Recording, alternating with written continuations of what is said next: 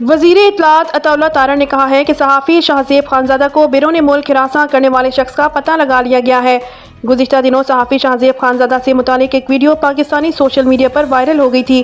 Video میں شاہزیب خانزادہ کے ساتھ ان کی اہلیہ اور اداکارہ رشنا خان کو بھی دیکھا جا سکتا ہے۔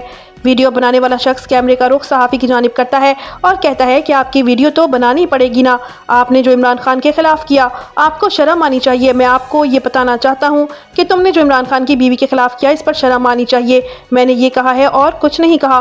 متعدد صحافیوں، شوبز شخصیات اور سیاستدانوں کی جانب سے اس ویڈیو کی مذمت کی گئی تھی، جبکہ وزیر اطلاعات عطا تارڑ نے اسے ناقابل قبول رویہ قرار دیتے ہوئے اس وقت کہا تھا کہ ایسے افراد کی شناخت کر کے ان سے نپٹنا چاہیے۔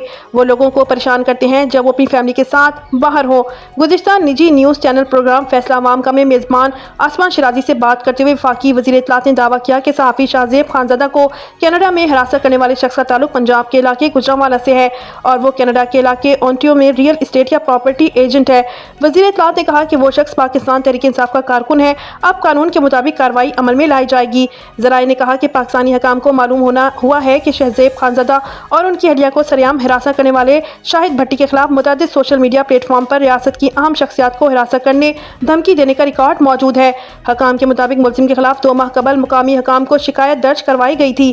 شاہد بھٹی کے کیس پر کام کرنے والے 2 سینئر اہلکاروں نے دعویٰ کیا کہ انہیں پاکستان اور کینیڈا میں بھی ملزم کے خلاف ہراساں کرنے کی 2 شکایات ہیں۔ پاکستانی مشن نے کینیڈا کی حکومت سے ملزم کے بارے میں یہ تفصیلات طلب کر لی ہیں۔ حکام کا کہنا ہے کہ اس کے پاکستانی پاسپورٹ اور نائکوٹ کی تجدید کے عمل کو بھی روک دیا گیا ہے۔ مزید خبروں اور اپڈیٹس کے لیے ہمارے ساتھ رہیے۔ اللہ نگہبان۔